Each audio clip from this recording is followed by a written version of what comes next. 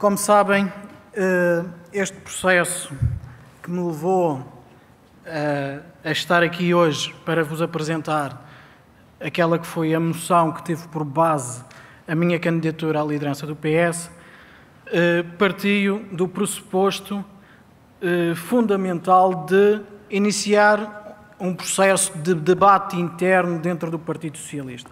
Mais do que o resultado eleitoral, foi sempre posto na minha ação os olhos fundamentalmente naquilo que seria o contributo para o nosso partido e o resultado eleitoral, embora fosse uma meta, como é evidente, nunca foi a principal motivação de todo este processo que encabecei e que tive também comigo um conjunto alargado de militantes que quiseram contribuir, que quiseram também dar alguma expressão a esta reflexão.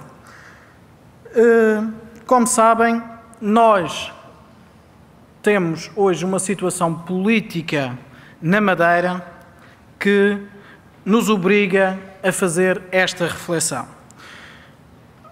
A situação política na Madeira hoje é uma situação que faz com que os militantes e a população em geral tenha desacreditado da política. E não estou a falar só dos militantes do PS, os militantes de todos os partidos.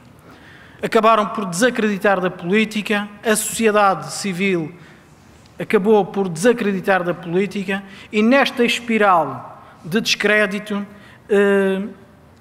levou a que cada vez mais, e já foi aqui dito de manhã por outras palavras, por um dos nossos convidados, levou a que cada vez mais os cidadãos se tornassem um pouco analfabetos políticos, no sentido em que não participam, não tomam posição nas decisões políticas da nossa comunidade e levam-nos a ter pessoas a nos representar que muitas vezes acabam por ser piores do que aqueles que se abstêm da sua participação.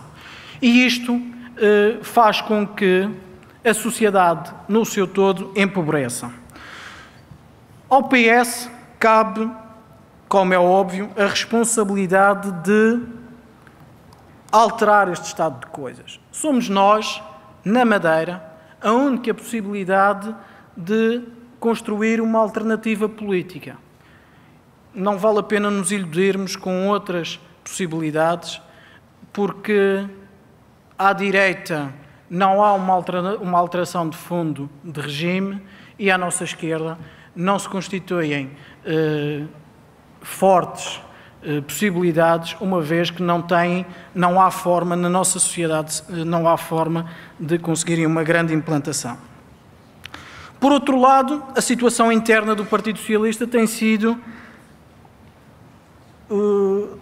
um pouco o resumo de um estigma que foi, aos poucos, sendo criado na sociedade,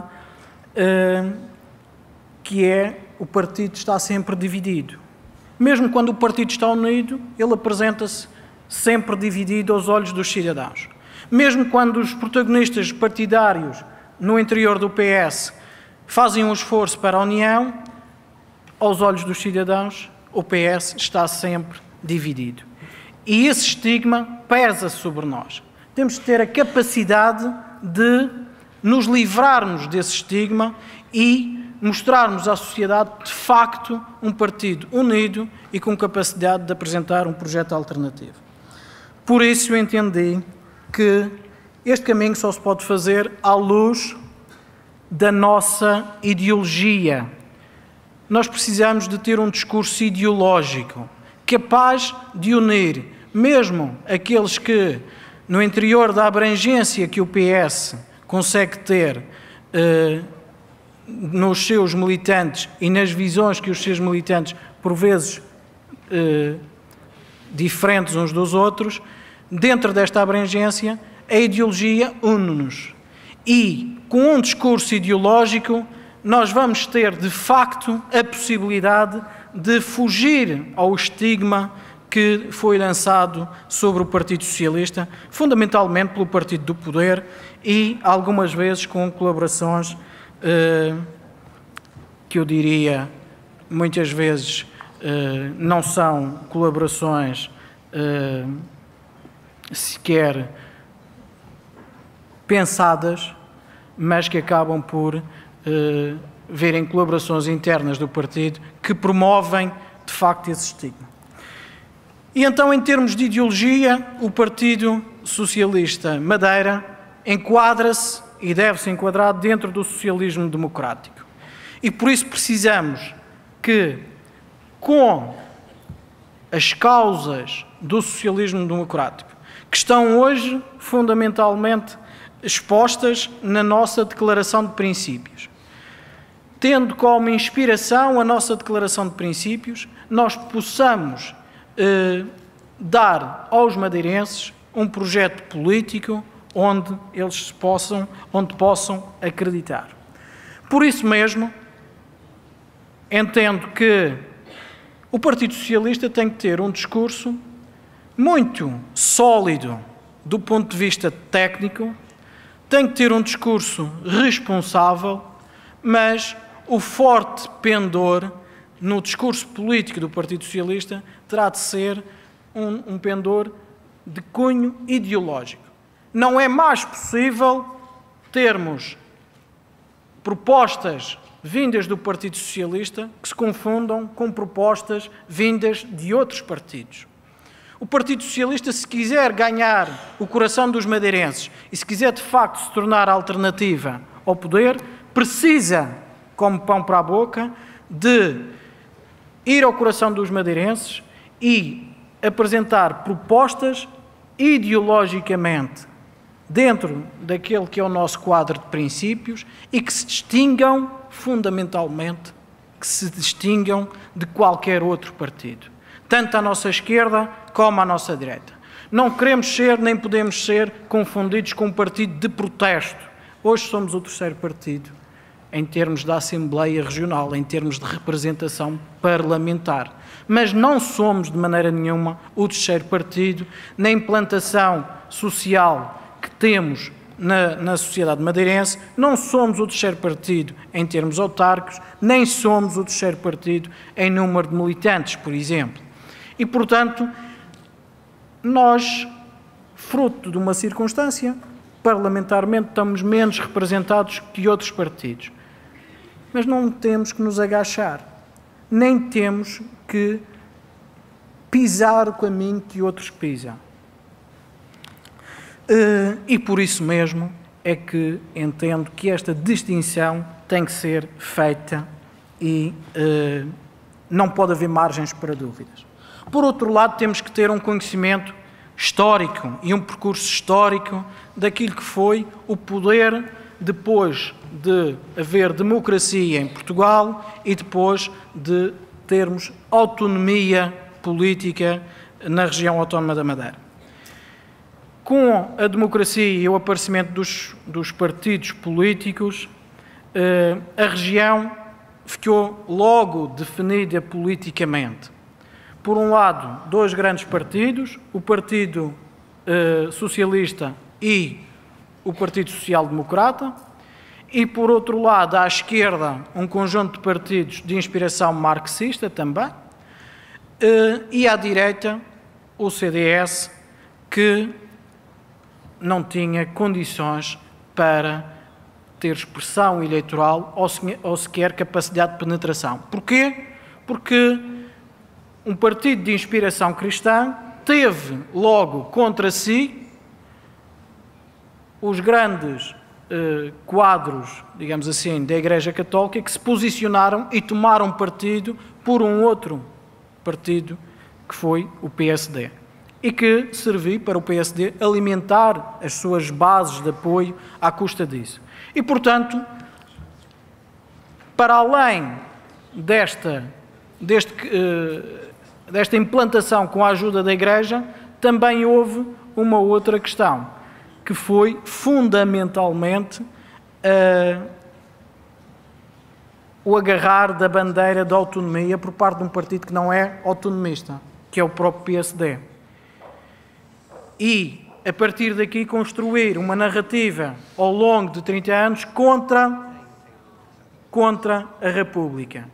Não se pode esquecer que tínhamos saído de uma guerra colonial que tirou muitos filhos a mães madeirenses, tirou muitos maridos às jovens mulheres madeirenses, que levou muita gente para fora da Madeira e não foi decidido por ninguém da Madeira.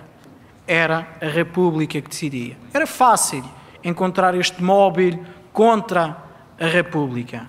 E a bandeira da autonomia serviu numa primeira fase para isto. Uma segunda fase serviu para estabilizar o poder e, de alguma maneira, criar uma clientela à volta do poder regional e do partido do poder na região, para que este poder fosse consolidado e fosse criado um conjunto de mecanismos socialmente de repressão, neste caso já não pela força da intimidação com violência, mas pela força da palavra, e lembrem-se, por exemplo, das notas oficiosas.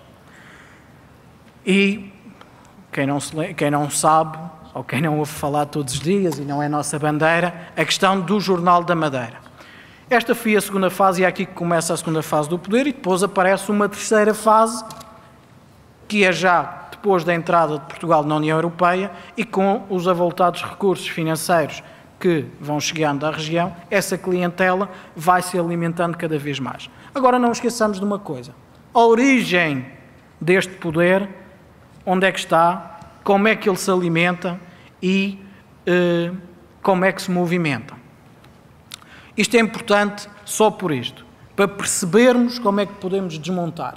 É evidente que grande parte da desmontagem deste poder está feita. Está feita por uma razão, porque este ciclo tem de terminar agora.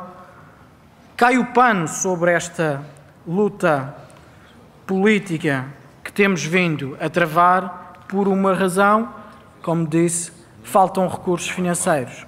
A banca não empresta, o Estado não dá e, portanto, não há condições para continuar.